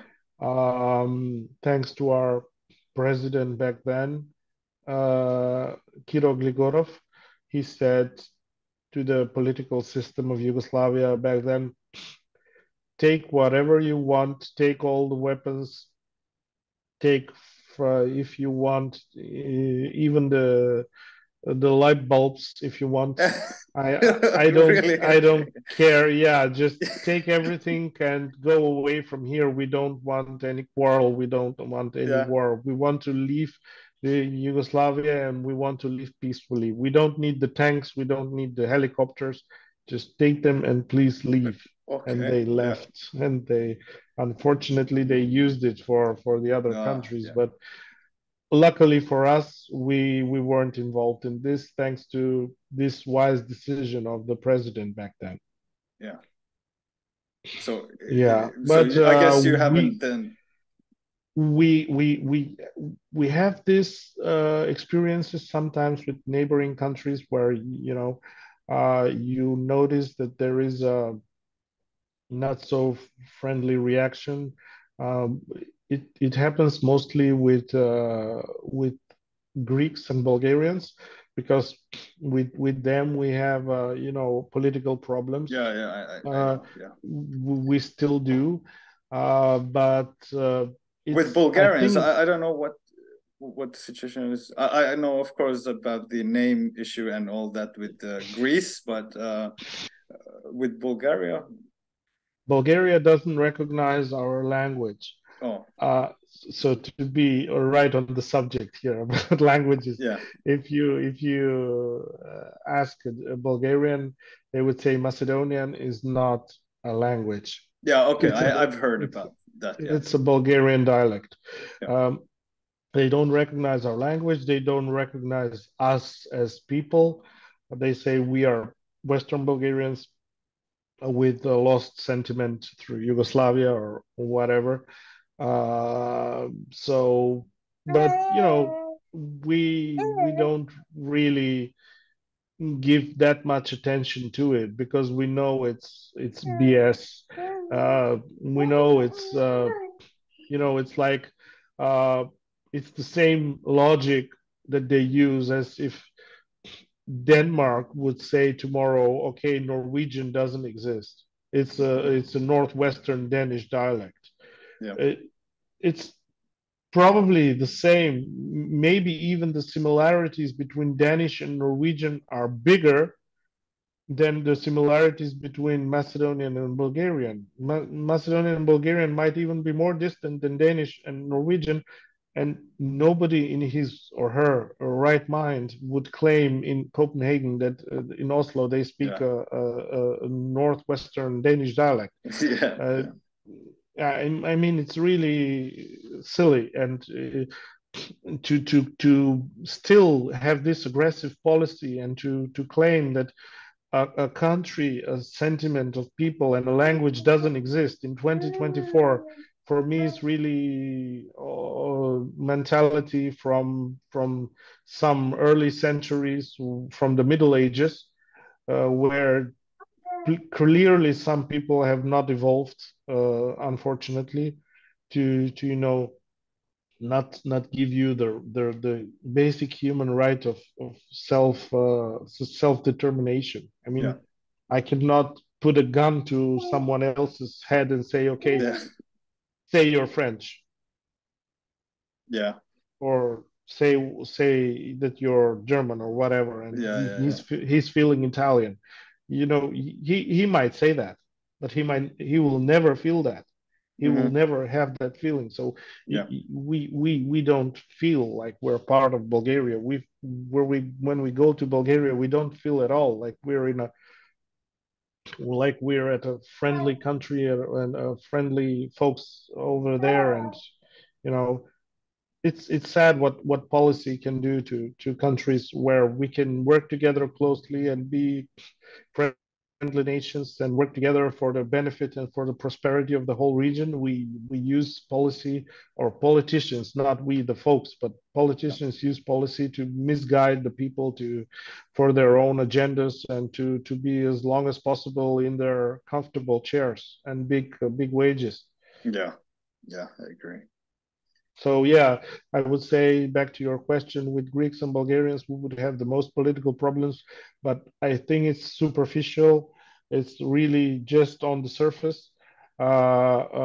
Once you get to know the person more intensively, and once you go deeper, and once you even start speaking his language, like uh, when I go to Greece, I'm Macedonian, and it might be a problem somewhere. They might say that if you're Macedonian, you might have some negative comments from Greeks. But believe me, when I speak Greek in Greece, I'm being treated better than the Greeks themselves Yeah.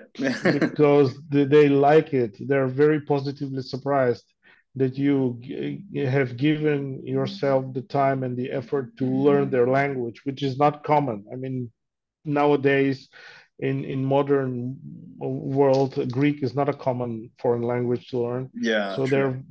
they're very surprised to hear that you're speaking it, and they're very happy about it. So they treat you even better than they treat their own people. So Yeah. these political things and you know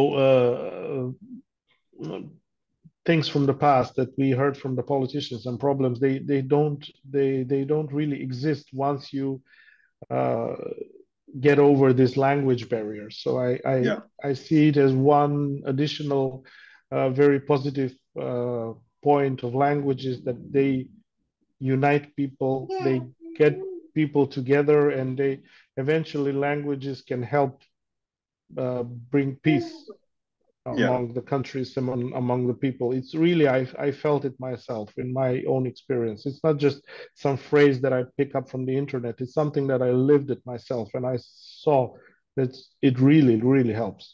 Yeah. I agree, and I think people should learn more about languages and history, culture, because, for example, here in Finland, the numbers of people, especially young people, studying foreign languages during the last 20 years, it has declined a lot.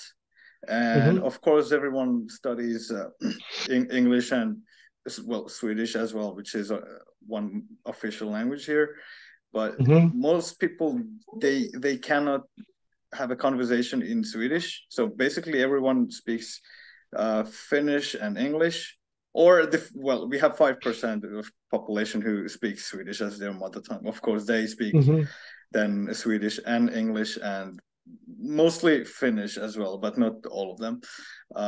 But yeah, I think people should learn much more languages. But people think here in Finland, especially, that um, English is enough, and why put so much effort learning other languages if you can speak English everywhere, which is not true. You can,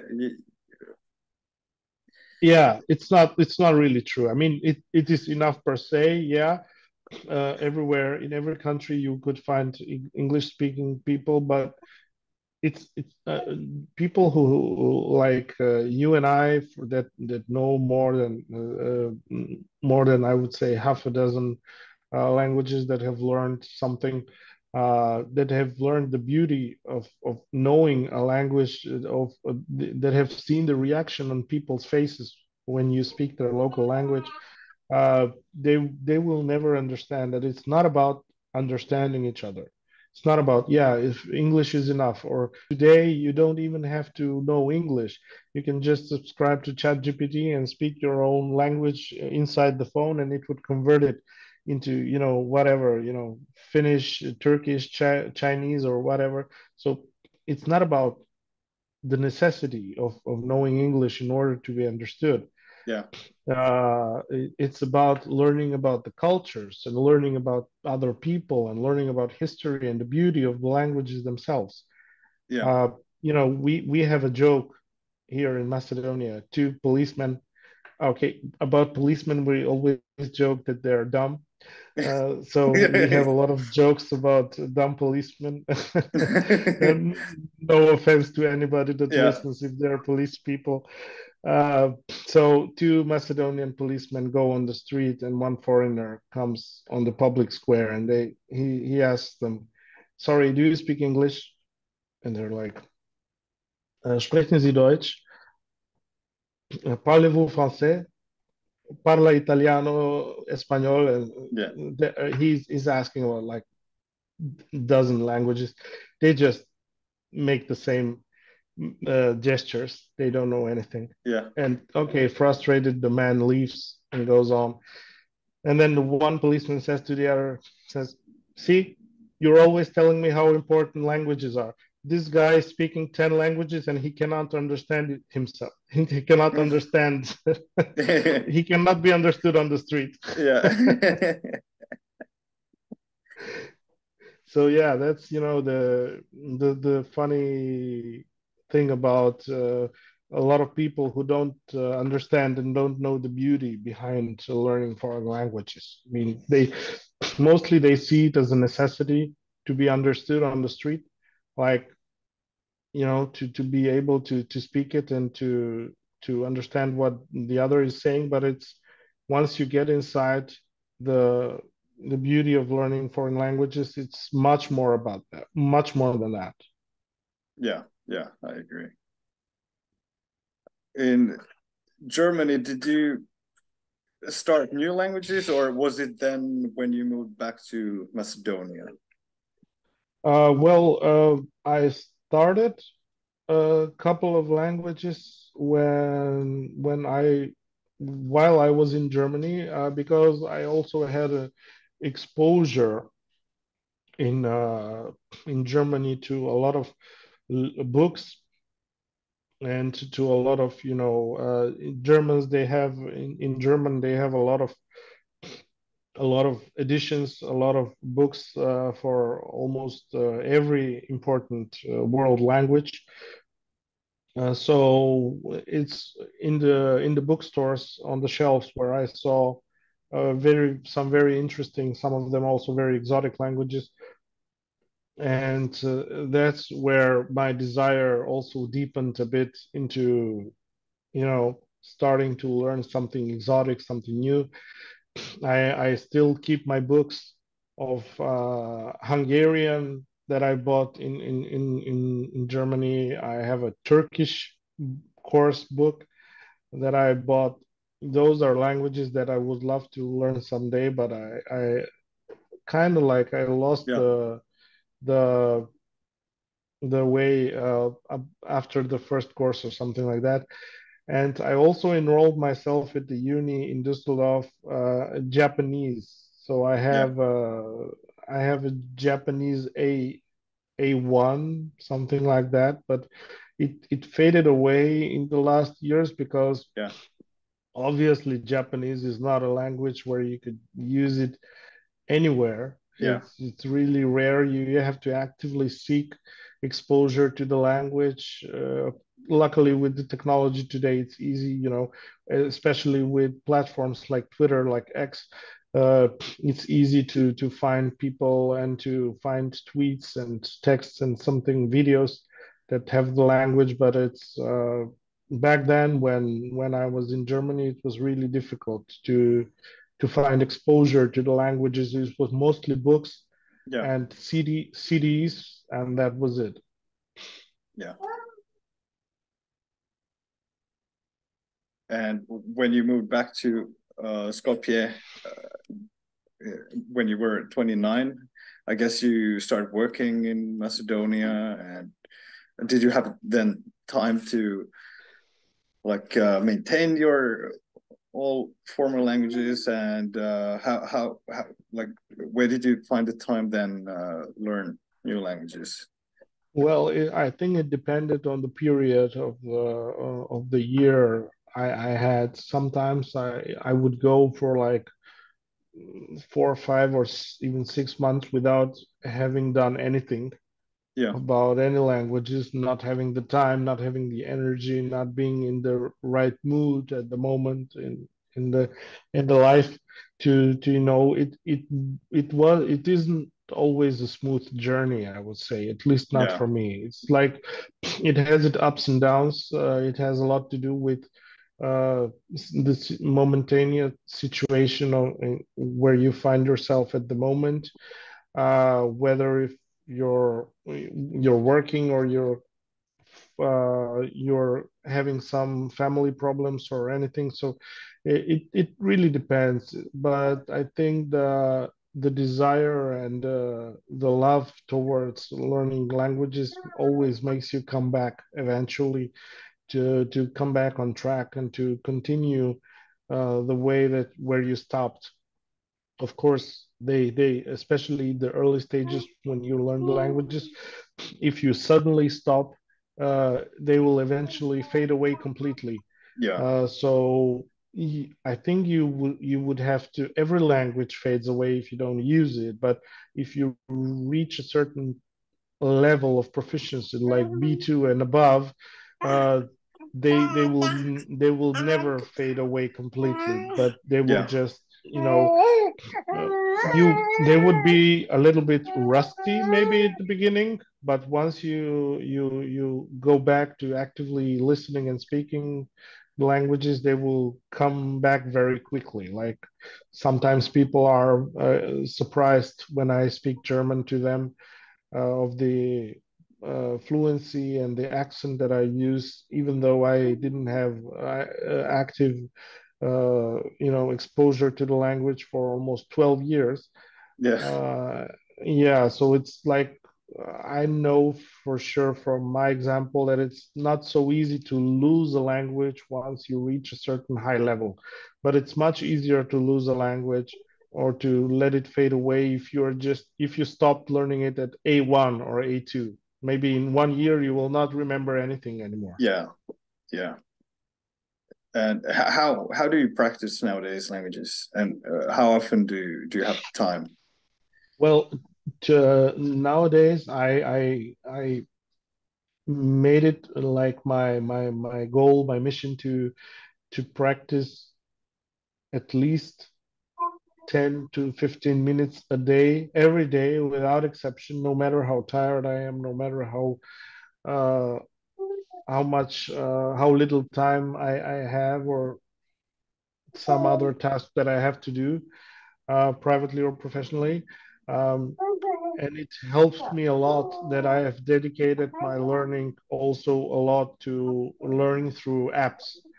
I have downloaded a couple of apps where I also have a either a premium subscription or a lifetime subscription. Oh, okay. Which ones? I For a lifetime subscription I have from Bubble. Uh, I have for Mondly. Then it's Closemaster, and I think the last one that I acquired was Lingopia. Was this learning through videos, like through Yeah. Netflix movies and series. And I also have a subscription on Busu, and I think Mosalingua, something like that. Oh, wow. A So lot. a lot, yeah, a lot, because some of them are specialized in some languages. Not all are good in all the languages. For Yeah. example, I'm really impressed on how good the Japanese course at Busu is.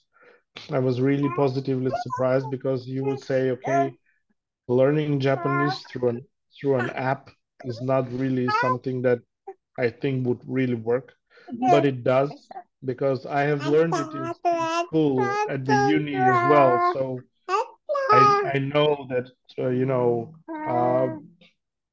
it's a very successful method. It's a very Yeah. successful course. So, but it's different. I don't use all the apps for one and the same language, but I use it for different apps. Like I'm learning Dutch and Norwegian through Bubble. I'm learning Arabic and Japanese through Busu, and through Mondly I skip. It depends on Russian, for example, as well through Bubble. Yeah. Uh, so it's really interesting. And Closemaster and Mosalingua, those are more like vocabulary trainers. Like once you reach a certain level of proficiency, and you only need to widen your vocabulary, you want to widen your words, uh, then you could use something like Closemaster. And I also forgot to mention Link, Yeah. Link with Q and Yeah. at the end. Yeah, I've used that as well. It's also nice. I had very positive experience with this, especially for example with languages where I'm at a higher proficiency level, like Greek or Spanish. Reading texts in higher levels, in higher levels than intermediate is really hard to find. Yeah. You have a lot of content for beginners, but not so much content on the internet for advanced learners. So I was really positively surprised when I found out that this app offers you, to deepen your knowledge into, even if your language level is C1. Yeah. Do you practice speaking do you have like language buddies with whom you talk or have video calls? It's mostly that I try to speak everything to to speak everything that I hear. So Oh, okay. even if the exercise is not that, even if the exercise is just listening or grammar or anything, I have it like a way of learning that everything that I hear in this language, I try to mimic it. I try to say it, to repeat it. And subconsciously, your Yeah. brain is learning the structure of the grammar and the language. And then eventually, you would be surprised after a couple of months how how much you've improved your speaking level, your speaking, level, even though you had almost no exposure, no actual exposure to the language with native speakers. Yeah. So I guess this is the mirroring technique. Yeah, Yeah. yeah, I think it's called like that. But Yeah. I have maybe plans. It would come at a later stage with the new languages that I try to learn with, with Japanese, Norwegian, and Dutch, and some others, maybe Russian, to sometimes try the paid lessons of Italki and Purply or something like that to actually talk to a native person Yeah. uh, Yeah. from, from to see the feedback of first of all, how good am I speaking the language, and then to get a feedback from an actual native speaker to what the weak points are, where can I improve my language skills, and etc. Yeah. Yeah. Yeah. I haven't used iTalki. I've mostly used just Tandem and just contacting my friends and asking, hey, I know you're practicing those languages. Let's just start practicing these. But I found a few good strangers from tandem.com, but it's quite wild. You need to send so many messages. It's not easy. So yeah, I get it that iTalki it's much easier just to pay and get some native tutor to help you. But Yeah, yeah. actually, I was quite successful because I managed to found two, three really good partners. We have now practiced 3 years, and actually one language buddy became my wife. She's actually here listening to us now. So Nice, so yeah, for me the language tandem language exchange was really good. Yeah, nice. I have a few final questions. So this is a theoretical question. The first one is if you could choose, would you speak like perfectly to a native level 10 most spoken languages in the world, or 1,000 smallest? And you can answer like taking into account two different situations. If you would lose all the current languages, and then if it would it change your decision if you could keep the languages that you already have? So what do you think? Which one? Hmm. Tricky. Maybe I would be tempted to go for the thousand smallest because Yeah. of the variety of them, because of the mere, differentiation of the whole languages from all the world. Because uh, the more languages you know, no matter how small they are, the more your brain is wired to learn better and quicker any new languages that you pick up. Yeah. So the brain doesn't differentiate uh, between English and I don't know, in Basque. English is maybe spoken by 700, 800 million people, officially probably even more than 2 billion people. But in Basque is only spoken by 2 or 3 million people. But Yeah. the wires of the brain don't work like that. Language is a language, no matter how small or how big. So I Yeah. think that if you learn the thousand languages, even if they're the smallest ones, you will have such a wide understanding of the linguistics of the whole world, I Yeah. guess, that it will be much, much, much easier for you to pick up any new languages that you Yeah. would like than if you know only 10 in Yeah. comparison to the thousand.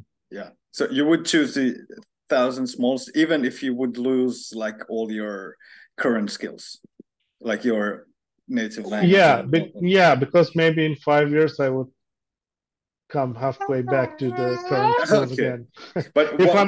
If I'm allowed to learn new languages. If I'm What? not allowed, then maybe I would Okay, think about so it. if you are not allowed to learn, if you would have the limit, you would not learn any other than the 1,000. Would it change your selection? I think so, because it would make my functioning much harder Yeah. with the smallest languages. You know, it's just you would know them, and if you're not able to learn anymore and to deepen, you would not be able to understand the most important languages, and it was not really practical to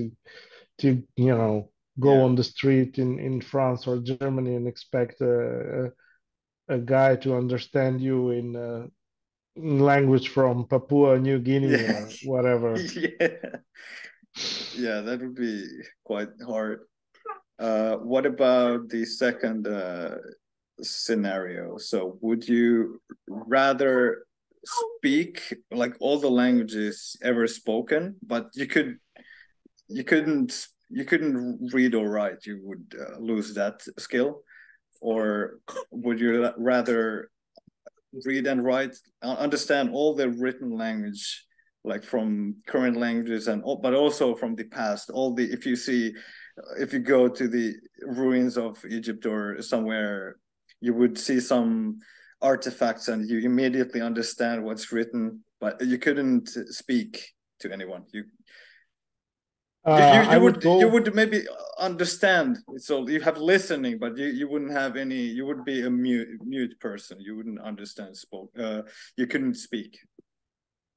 Yeah, I would go for the speaking version, Yeah. for the speaking option, because being an an communicative and extrovert person myself, I love talking foreign languages to people. The talking part is what uh, takes the beauty out of the language learning process for me personally, to be able to exchange experiences like you and I are doing at the moment, and to be able to talk about any kind of stuff in foreign languages.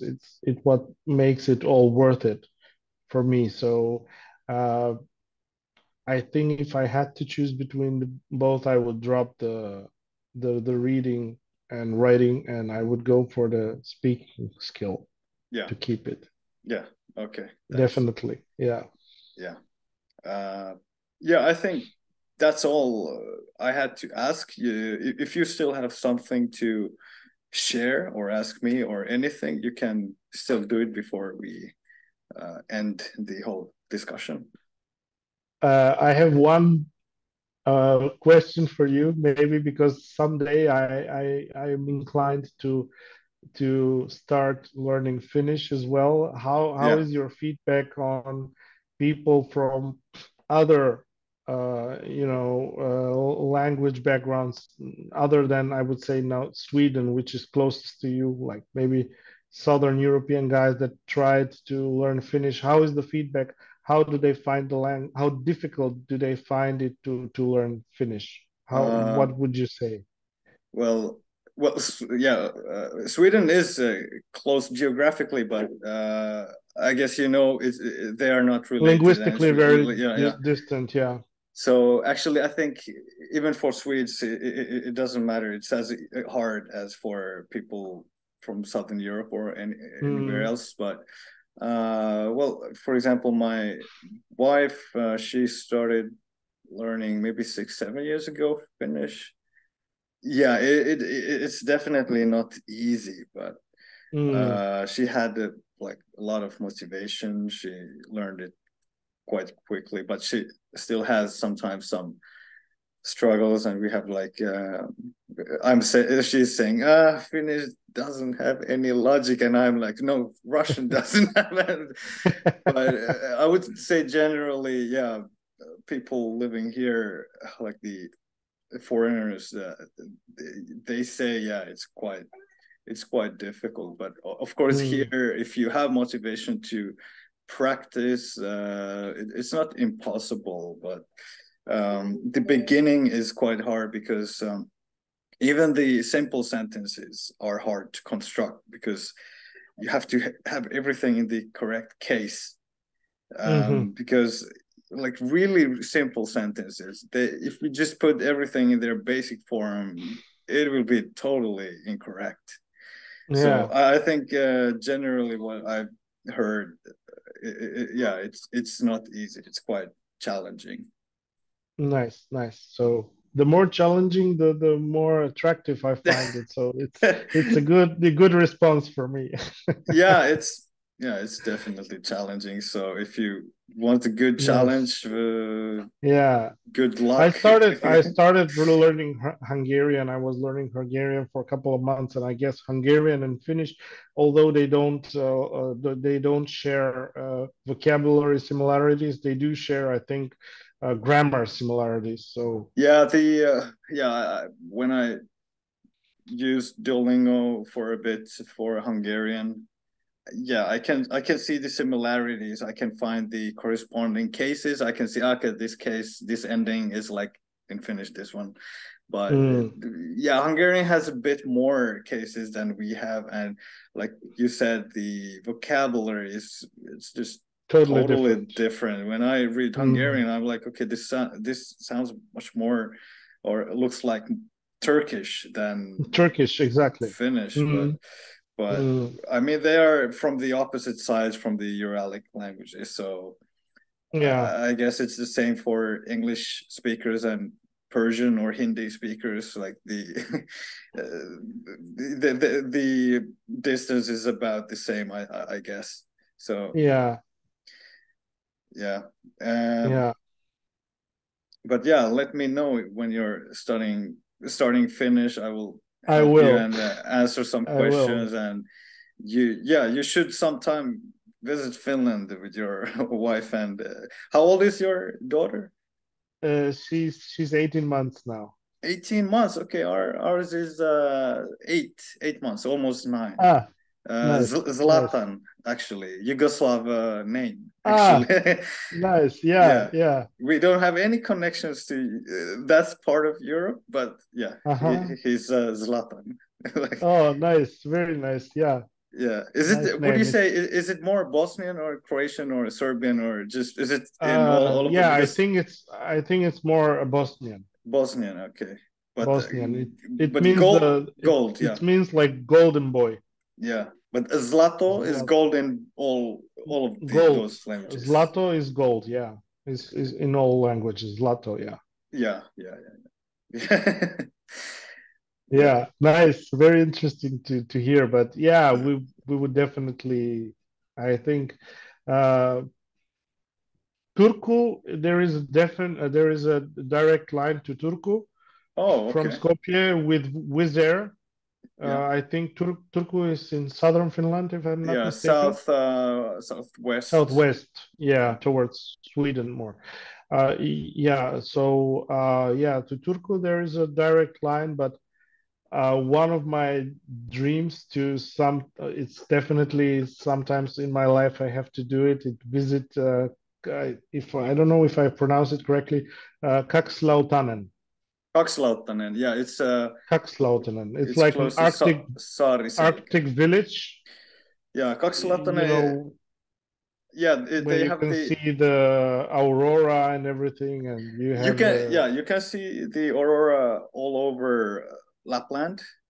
mhm. Uh, I guess Kakslaatan is the most famous one because they were one of the first ones. But we have like the glass igloos now all over Lapland. Kakslaatan, Nice. and I don't know if I should ruin this for you, but they don't have the best reputation. Ah, Like okay. they Maybe if you have a better suggestion, I would be open to suggestions. Yeah, because the things I've heard from locals, like I walked across Finland 2019, and I met a lot Hmm. of locals during my walking trip, and yeah, they and also there are some news articles every now and then, like they only hire like foreigners, like from Latvia and some countries, and they don't have the best. I think I can publicly say this because it has been already in the newspapers and all, Okay. everywhere that they don't have the best practices, but there are nowadays a lot of alternatives here.